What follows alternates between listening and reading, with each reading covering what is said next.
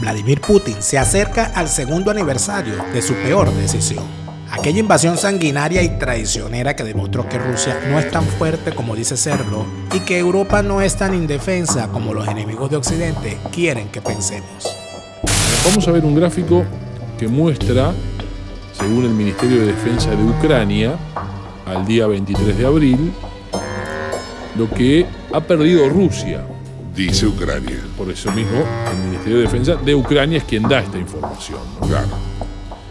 Hablamos de 186.420 personas. Bueno, ahí tenemos tanques, ¿no? Más de 3.600. Vehículos de combate, 7.100, más de 7.100. Artillería, 2.837. Pastilla de Memoria trae la cronología de la invasión de Rusia a Ucrania en el segundo aniversario de la guerra. Acompáñenos a revivir la campaña de resistencia orquestada por ciudadanos comunes que sorprendió a casi todo el mundo. A los 59 años, Ilich ha vuelto al servicio para defender a su país. Me formé en la época soviética, así que me alisté en el ejército para aprovechar mis habilidades. Cuando Crimea y el Donbass fueron atacados, sentí que tenía que luchar, así que fui. Estoy en forma, no siento mi edad. Pasaremos por el preludio de la invasión con los famosos hombres verdes y el financiamiento a los separatistas hasta los momentos más infames de los invasores, como el reclutamiento de presos y las masacres a civiles. Ha desplegado tropas en territorio ucraniano e intenta rebajar la tensión. Observadores militares de la OSCE intentan entrar en Crimea sin éxito. Por segundo día consecutivo, hombres armados no identificados se lo impidieron. El Pentágono cifra en 20.000 los soldados desplegados por Moscú en Crimea. Las tropas ucranianas se preparan para lo que pueda pasar. La brigada mecanizada realiza diario ejercicios en su base de Yavoriv en el oeste de Ucrania. Estados Unidos ha movilizado cazas y otras aeronaves militares en maniobras de vigilancia de la OTAN.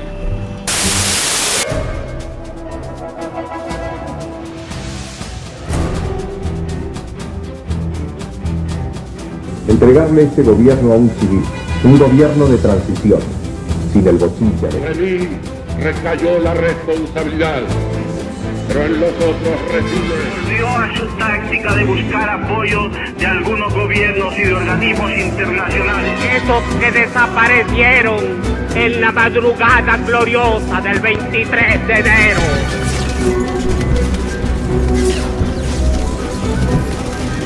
Bajo un gobierno como el mío, entonces la responsabilidad es de Luis Herrera Campinana. Centenares de comercios saqueados y un número no determinado de heridos. Compañeros, lamentablemente, por ahora, los objetivos que nos planteamos no me perdonan que haya sido 2 veces presidente por aclaración. Jure delante de mi pueblo que sobre esta moribunda la equidad y la responsabilidad social. Ha fallecido el comandante presidente Hugo Chávez.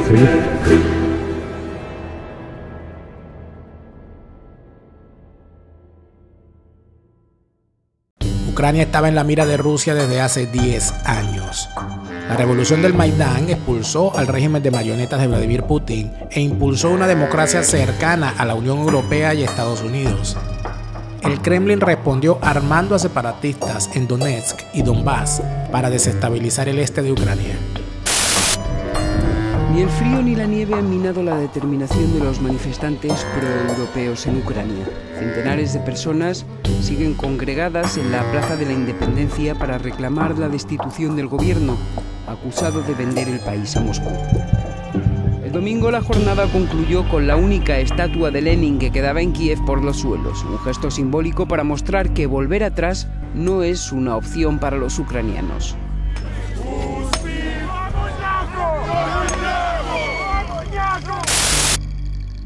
Ambos frentes de batalla quedaron congelados durante años hasta la llegada de unos hombres verdes, como se les llamó en aquel entonces debido al color de sus uniformes.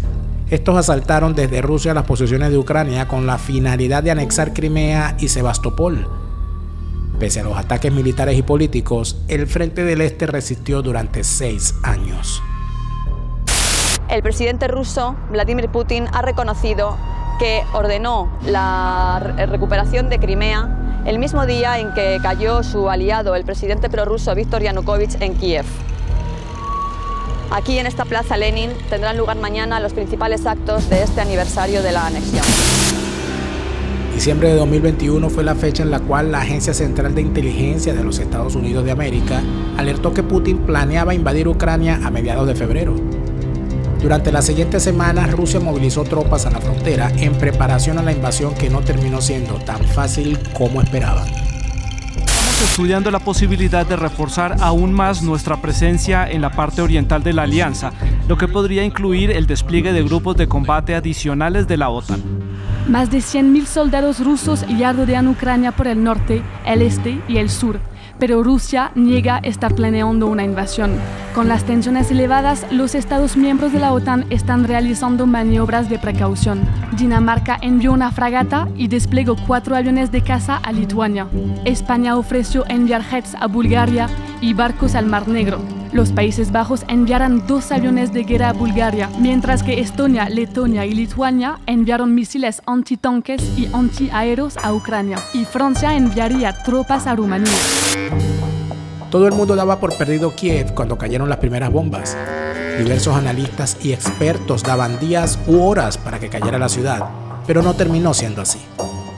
El aeropuerto de Hostomel fue el punto de inflexión en la defensa.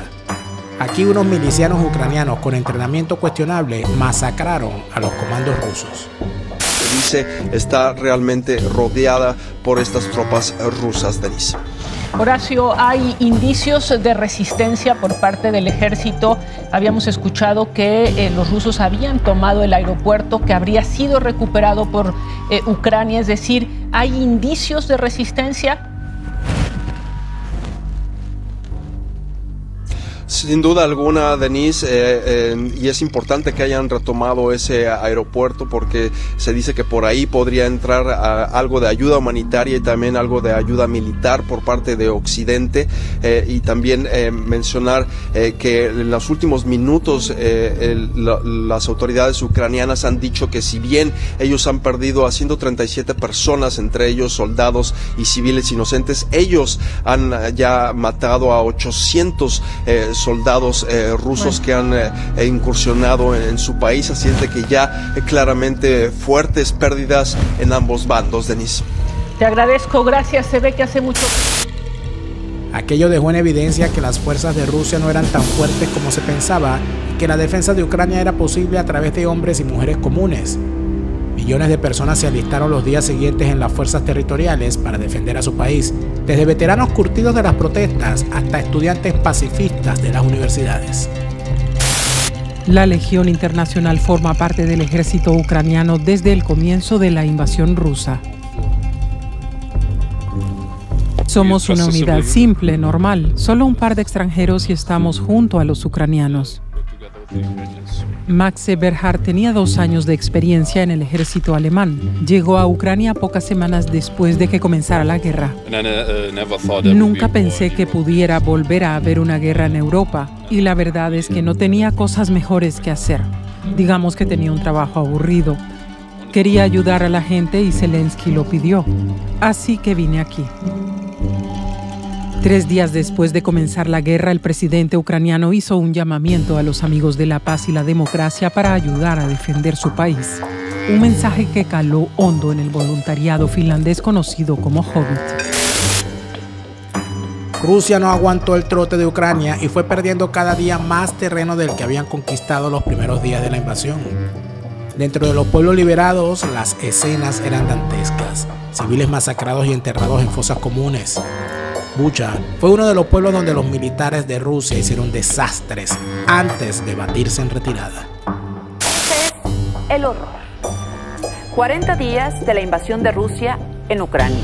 Y hoy el horror absoluto se centra en Bucha, donde tras el retiro del ejército de Moscú se descubrió una de las mayores masacres en Europa. Cientos de cadáveres fueron encontrados en calles o en fosas.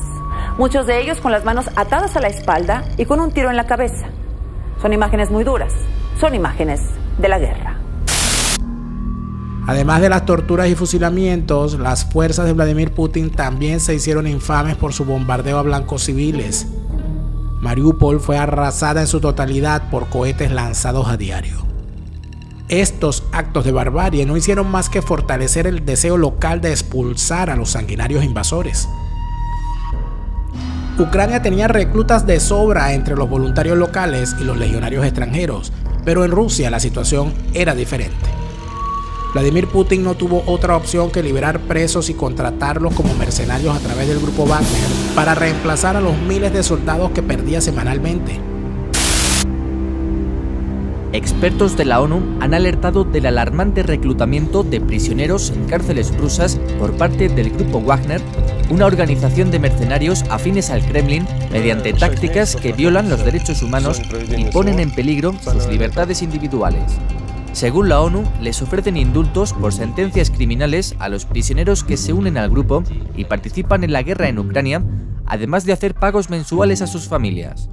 El grupo habría reclutado presuntamente tanto a ciudadanos rusos como a extranjeros cumpliendo condena en Rusia y utilizarían técnicas de presión para ello mediante amenazas e intimidación, por ejemplo, impidiendo a los presos hablar con sus familias y abogados.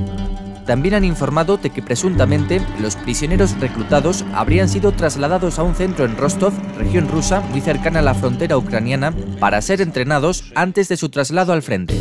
Además, los habrían introducido en Ucrania sin estar en posesión de sus documentos identificativos y habiendo firmado un contrato con el grupo. Los expertos de la ONU hacen un llamamiento a la comunidad internacional, así como a Rusia, para recordar que los estados tienen la obligación de prohibir a individuos y compañías explotar la vulnerabilidad de los prisioneros para su propio beneficio. Mezclar presos con soldados nunca es buena idea porque los primeros siempre se imponen sobre los segundos. Así fue como empezaron las deserciones en masa y el robo de armamento. Incluso intentaron dar un golpe de estado que terminó en la disolución oficial del grupo y el asesinato de su comandante. El grupo de mercenarios Wagner anunció que su ejército privado cruzó la frontera rusa y está entrando en la región de Rostov tras declararse en rebeldía contra el Ministerio de Defensa de Rusia. Hemos cruzado la frontera estatal en todos los lugares.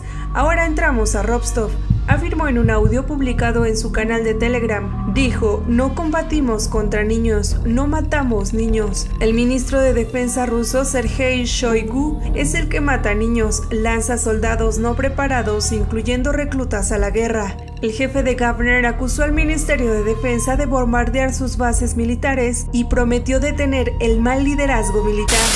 La Unión Europea, por su parte, aprovechó el conflicto para probar sus sistemas de armamento a través de donaciones. Nada como someter tanques o aviones a combates extensos para ver qué sirve y qué no en el mundo real. Dicen los rumores que Occidente no solo probó armas contra Rusia, sino también hombres en operaciones clandestinas tras las líneas enemigas. Futuros militares ucranianos reciben formación del ejército español en la ciudad de Toledo. La instrucción forma parte del programa de la Unión Europea para asistir a la ex República Soviética. Por el momento hay 64 soldados que permanecerán durante 5 semanas en la Academia de Infantería, pero el Ministerio de Defensa afirma que tiene capacidad para entrenar a 400 personas cada 2 meses.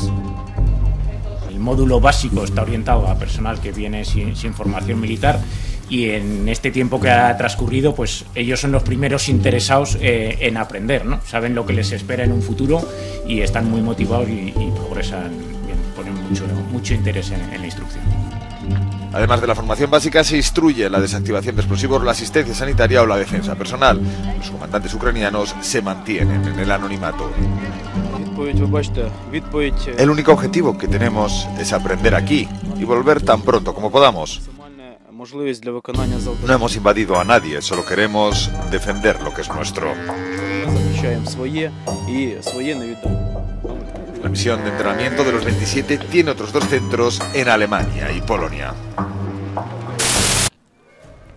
Aunque actualmente el combate se ha estancado en una fase de trincheras, la guerra ya tiene un perdedor evidente que demostró a las demás potencias la debilidad de su ejército. Ahora solo queda esperar que la contraofensiva de Ucrania termine con Rusia y que el mismo Kremlin termine con Putin.